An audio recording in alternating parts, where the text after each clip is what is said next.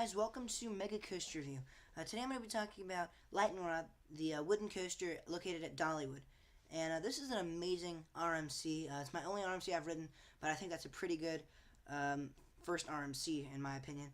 It was really amazing, fastest wooden coaster in the world, and it just blew my expectations out of the water. I expected it to be amazing and really good. I didn't know if it would be like that amazing or anything like my second favorite roller coaster, which it is right now. It's my second favorite coaster.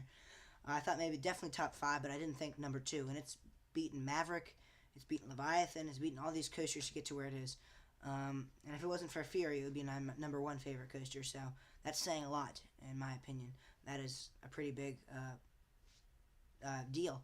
And I think this coaster is really given hate just because of its downtime. You guys have to remember that this is the first coaster of its kind. They are still trying to work on some difficulties that they're having with this coaster. And I know that it's disappointing because I would have been disappointed too if I had gone and it wasn't open. I would have been like, oh, Dollywood RMC, I hate them. Well, I wouldn't have probably thought that, but I understand where the hate's coming from. But you guys, like I say, you have to understand that coasters, when they're like the first of their kind, aren't going to be having as much open time as they want to have. This is a brand new coaster model that's never been done before. It's not going to have as much experience with the manufacturer doing this, so they're not going to be as experienced doing this type of coaster. So they literally had not enough time to probably develop this type of coaster, and they probably didn't have enough time to research and see what they were actually doing before they actually started building this coaster. I think they should have tried to spend more time on focusing on how to improve this coaster before they actually started building it. But that being said, it was built, and guys, it's amazing. I mean, if this thing is open when you go, it is amazing. You get a chance to ride one of the best coasters in the world, in my opinion. So let's just go over some general stats before I giving some more of my opinions out about this coaster, because there are some pros, a lot of pros, but there are a couple cons as well. So I'll talk to you guys about that in a second. So this coaster goes 73 miles per hour, has a track length of 3,800 feet, has a max vertical angle of 73 degrees, and it cost around $22 million. So it's a pretty expensive RMC. That's because, like I said, it was the first of its kind. And the cool thing about this is just kind of like a polished cherry. The height of this coaster is 160 feet, and the drop of this is 205. I'm pretty sure that's around the height of this coaster.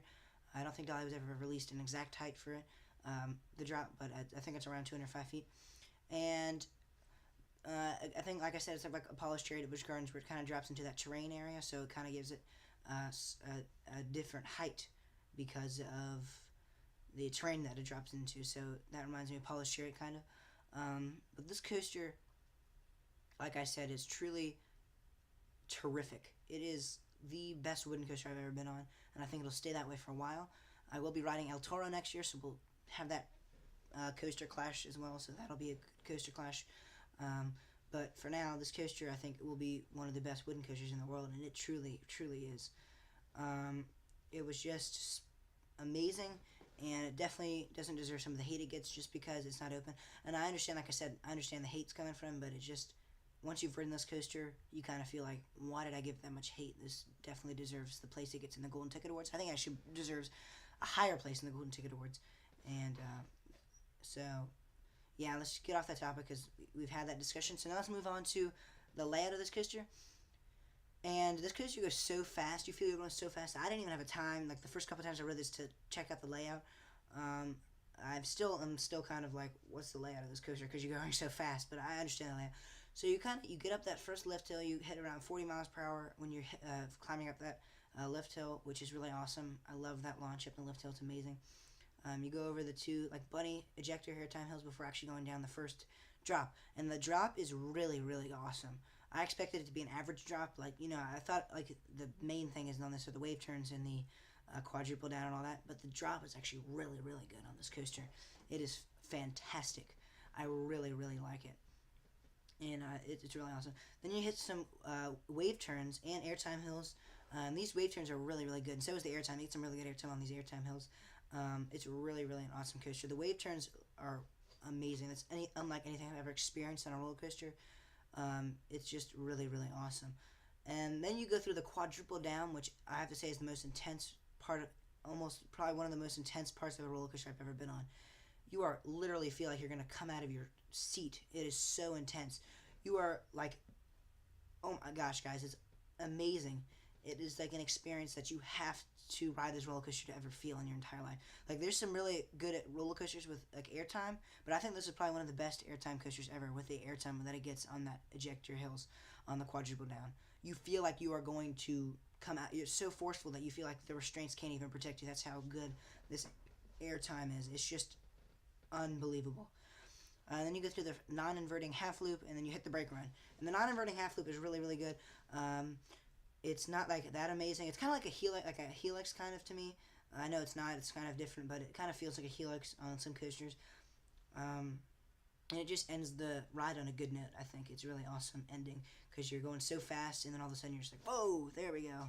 And it's just kind of, so the ride doesn't like gradually get boring. It just is so fast, and you go by so fast, and then you're going through the quadruple down, and then you're going through the non-inverting half loop, and then you hit the brakes, and you're like, wow, what did I just experience? That was amazing.